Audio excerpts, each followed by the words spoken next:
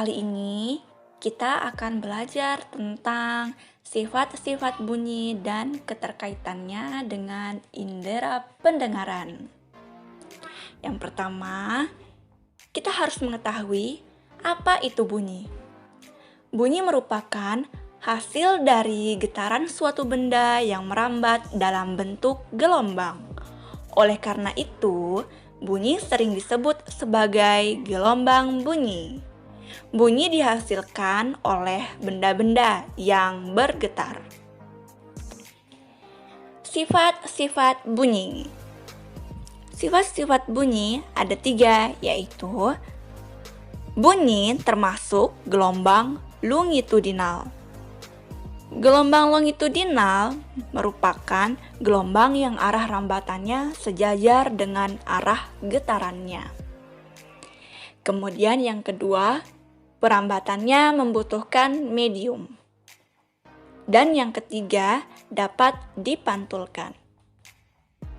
Sumber-sumber bunyi. Setiap benda yang bergetar pasti akan menghasilkan bunyi. Benda-benda itu dinamakan sumber bunyi. Sumber bunyi adalah benda-benda yang dapat menghasilkan bunyi. Contoh, sumber bunyi dapat dihasilkan seperti alat-alat musik, kemudian benda-benda yang dipukul, seperti gendang, kemudian alat yang ditiup seperti terompet, seruling, benda yang dipetik seperti gitar, dan lain-lain. Jenis-jenis bunyi. Bunyi mempunyai jenis yang berbeda-beda. Hal ini bergantung dari frekuensinya. Frekuensi adalah banyaknya getaran yang terjadi setiap 1 detik. Satuan frekuensi adalah Hertz, yang disingkat dengan Hz. Berdasarkan frekuensinya, bunyi dibedakan menjadi 3 jenis, yaitu yang pertama, bunyi infrasonik. Bunyi infrasonik adalah bunyi yang mempunyai frekuensi yang sangat rendah, yaitu kurang dari 20 Hz. Bunyi infrasonik ini dapat didengar oleh kelelawar, anjing, jangkrik, dan kuda. Yang kedua adalah bunyi audiosonik. Bunyi audiosonik adalah bunyi yang mempunyai frekuensi di antara 20 sampai 20.000 Hz. Bunyi audiosonik dapat didengar oleh manusia. Yang ketiga adalah bunyi ultrasonik. Bunyi ultrasonik adalah bunyi yang mempunyai frekuensi yang sangat tinggi, yaitu lebih dari 20.000 Hz.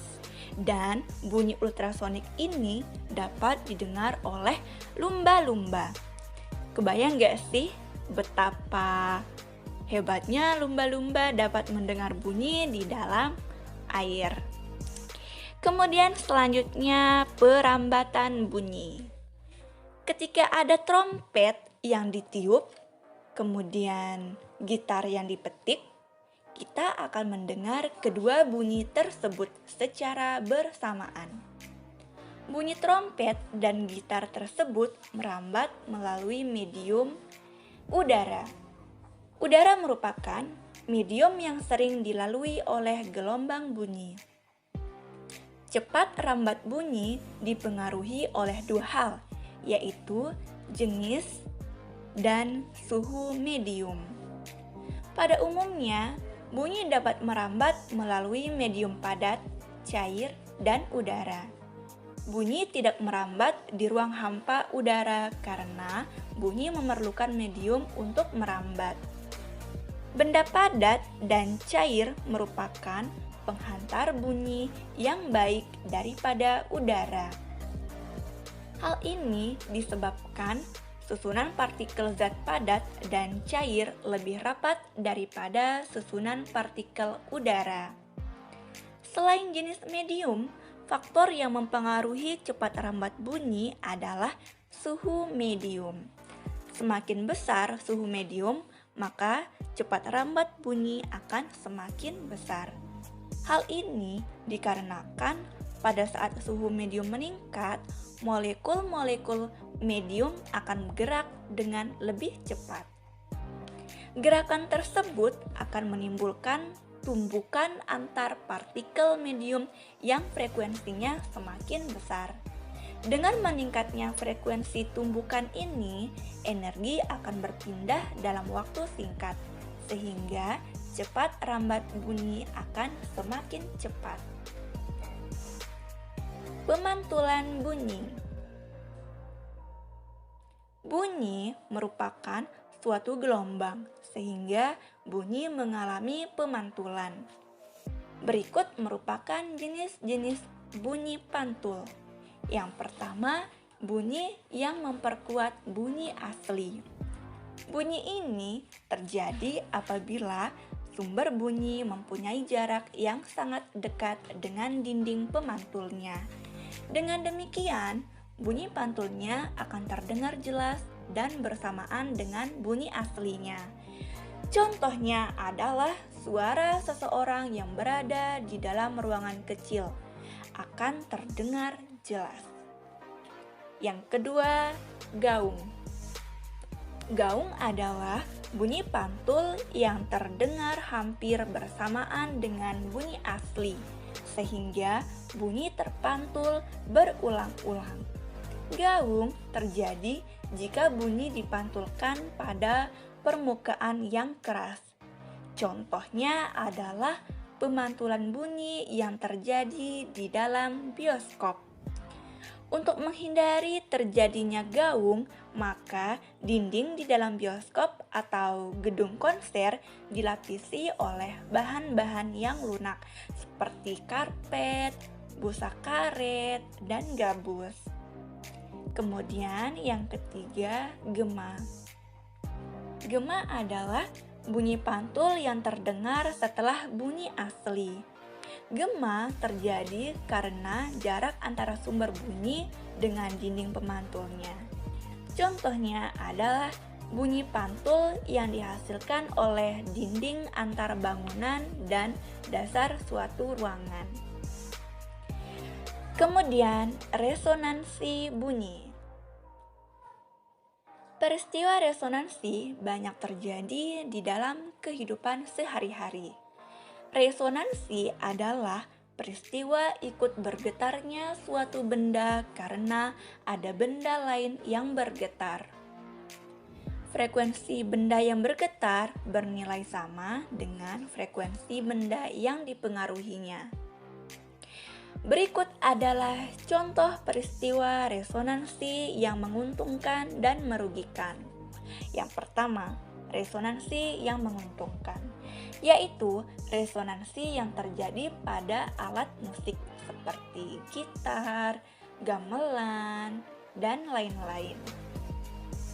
Yang kedua, resonansi yang merugikan, yaitu resonansi yang terjadi pada suara deru pesawat terbang yang dapat membuat kaca pecah. Alat pendengaran. Telinga merupakan indera untuk mendengar. Setiap hari kita mendengarkan bermacam-macam suara, tetapi tidak semua suara dapat kita dengar. Telinga hanya mampu mendengarkan suara yang berfrekuensi antara 20 sampai 20 ribu getaran per detik. Cara kerja telinga. Bagaimana prosesnya sehingga kita dapat mendengar? Suara yang berasal dari luar masuk ke telinga melalui udara. Suara tersebut ditangkap oleh gendang telinga. Akibatnya, gendang telinga bergetar. Getaran ini lalu diteruskan oleh tulang-tulang pendengar ke telinga bagian dalam, tepatnya di ujung saraf. Oleh saraf, getaran tersebut disampaikan ke otak agar diolah sehingga kita dapat mendengar. Selain sebagai indera pendengar, telinga juga berfungsi sebagai alat keseimbangan tubuh. Mengapa demikian? Karena gendang telinga hanyalah selaput tipis yang mudah pecah atau robek. Tindakan apa yang dapat kamu lakukan ketika mendengar suara yang keras seperti suara petir? Untuk itu, telinga memiliki fungsi yang sangat penting. Jadi, teman-teman, sudah kewajiban kita untuk memelihara kesehatan telinga. Baik, mungkin hanya ini yang dapat saya jelaskan. Kemudian teman-teman lanjut untuk belajar. Untuk itu saya undur diri, sekian. Mary had a little lamb, little lamb, little